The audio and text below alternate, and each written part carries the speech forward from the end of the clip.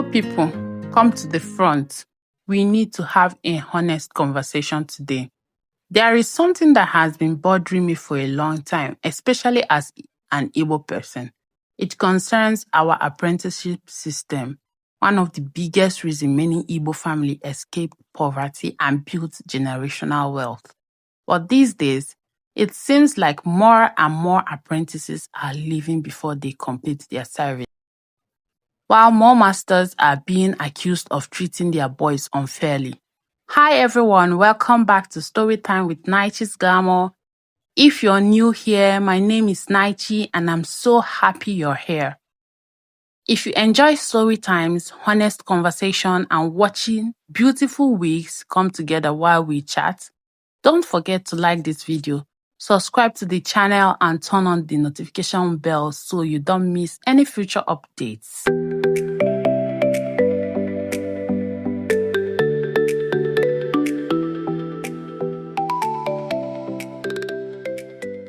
Now, while I'm working on this beautiful wig, let's have one of these conversations that I think we don't have enough anymore. So what exactly is happening? Is the problem the apprentice? Is it the masters? Or have both sides contributed to the decline of a system that has helped thousands of people succeed? Let's talk about it. Why is it that almost 80% of people who start apprenticeship don't actually finish it? Now, before anybody comes for me, I'm not quoting statistics, so I didn't go and carry this figure from Google or any research paper. This is simply based on what I've observed over the year, the people around me, and stories that I have heard, and experiences that I've witnessed. So what exactly is happening to the apprenticeship culture of the Igbo people? I'm bringing this up because of the story I shared about Nemeka, the young man who left the city to return to the village to rear goats and cows. Some people might have watched that story and thought I was encouraging young people to abandon apprenticeship. But that wasn't the point of the story at all. The lesson from Nemeka's story was about doing what you genuinely love. However, there is something people fail to understand. Passion alone is not enough. Nemeka already had something to build on. His family already had a farm. There was already a foundation. He wasn't starting from absolute zero. He simply expanded what already existed. That is very different from someone who has no capital, no existing business, no experience, and suddenly wakes up one morning and says, I'm leaving my master because I want to go and do my own thing. Do your own thing with what exactly? Starting a business is not as easy as social media makes it look. Let me start with the apprentice because they are not completely innocent in all this. I remember one apprentice who suddenly became obsessed with tech.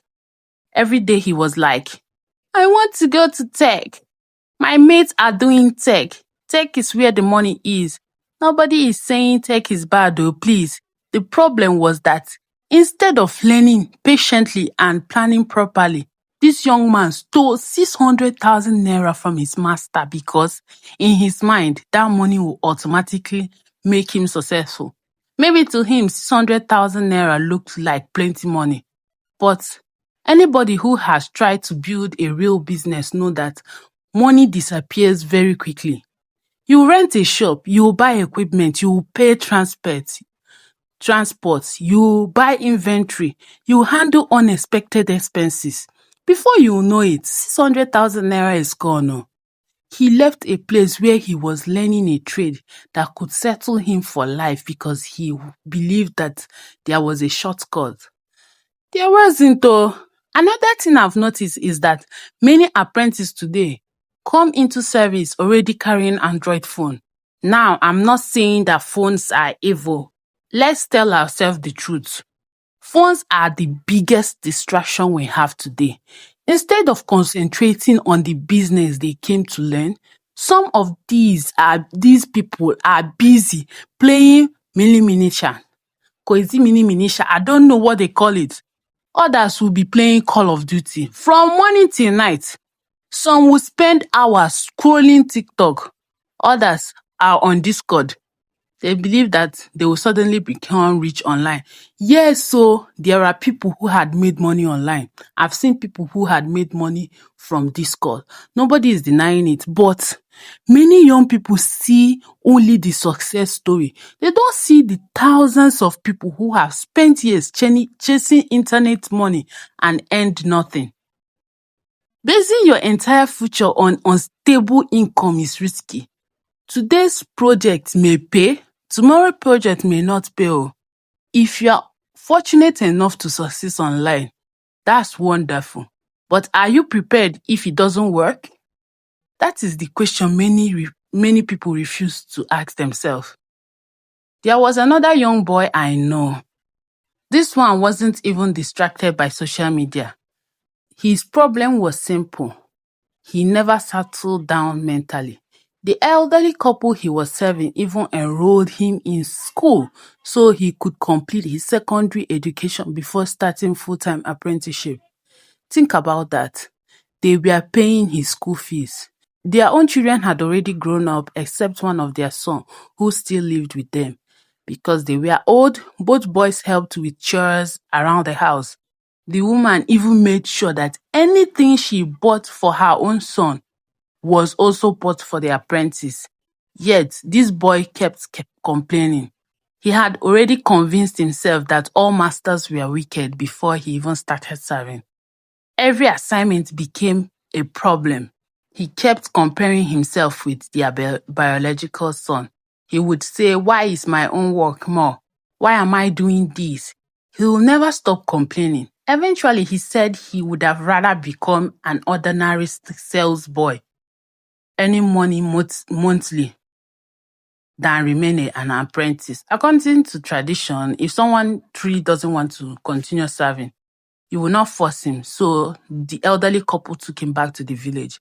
Later, he returned to the city on his own and he got exactly what he wanted. He became a sales boy.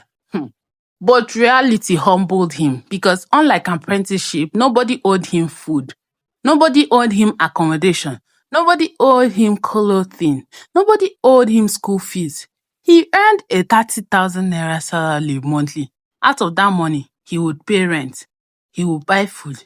He would transport himself, take care of every single expenses. The little salary couldn't sustain him. When I met him later and asked him why he was no longer serving his former master, he explained everything to me.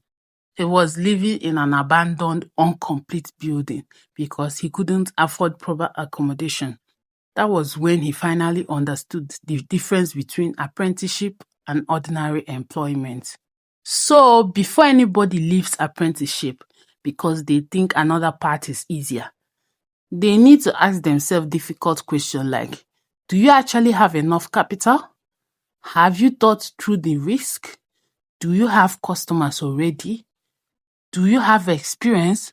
Or are you simply following trends because everybody online is talking about tech, crypto, AI, forex, or whatever happens to be popular this month?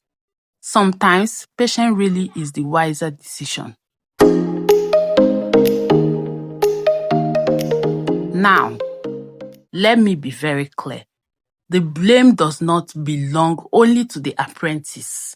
The masters have also contributed greatly to the decline of this beautiful system. Over the years, I have seen too many cases where young men served faithfully for years only to be denied settlement.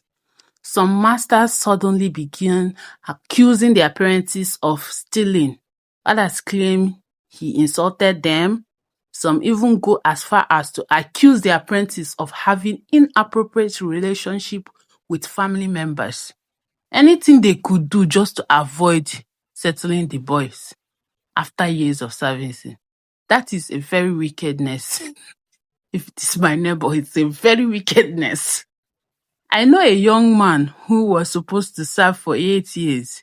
Instead, he ended up serving for 10 years. For 10 whole years, during those years, he suffered terribly. He wasn't allowed to own a phone. He was constantly beaten whenever the master's wife made accusations against him. Sometimes she would simply claim he had been disrespectful, and without proper investigation, he would be beaten. Now, my own father also told us stories of how difficult apprenticeship was in his own time. He too slept at the shop instead of inside the master's house. He only entered the master's house to bathe or use the toilet. So hardship is not something new, but hardship should never become abuse. There is a difference. When it was finally time to settle this young man, that one that I was talking about, the master suddenly claimed that he had been stealing from the shop, and that became the excuse. He refused to settle him. The matter became so serious that village elders and even traditional rulers were invited to intervene. Only then did he settle him, and even at that, the master still refused to settle him in full. The most painful part of this whole thing was that this man was related to that his apprentice. So think about it.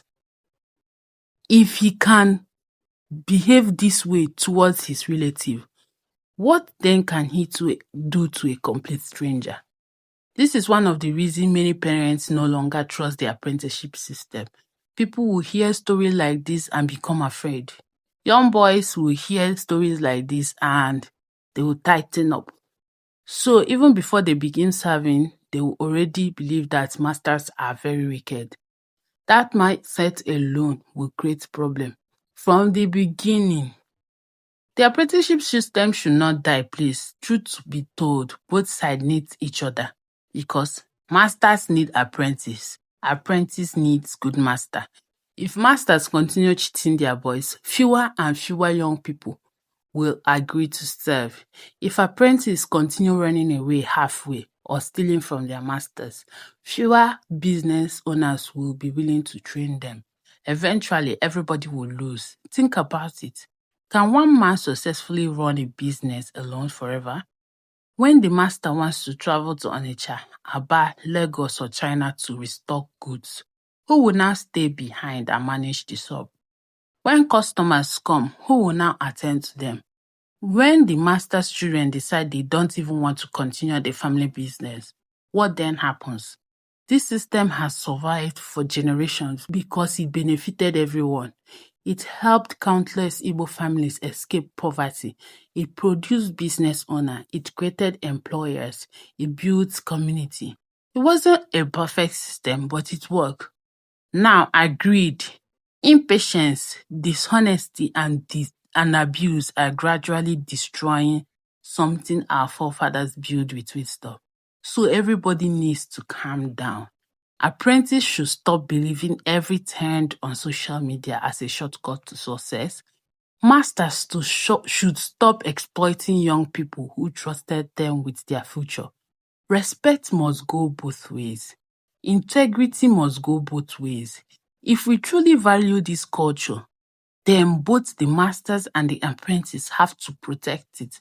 Because if we allow this apprenticeship system to die, we might not fully understand what we have lost until it's already gone. I really want to hear your thoughts on this because this conversation affects all of us, especially those of us from the Southeast. Do you think apprentices today are becoming too impatient, or do you think the real problem is that many masters have lost the value that made the apprenticeship system successful in the first place, or is the truth somewhere in the middle? Let us have a respectful conversation in the comment section. Share your experiences if you have been an apprentice, a master, or if you have witnessed situations like this that I talked about. If you enjoyed this discussion, don't forget to like this video, subscribe if you haven't already, and share it with someone who needs to hear it. While you're here, you also find more videos on wig, braids, handbags, and storytime content on this channel. Thank you for spending time with me. God bless you, and I will see you in the next one. Ngwana, bye!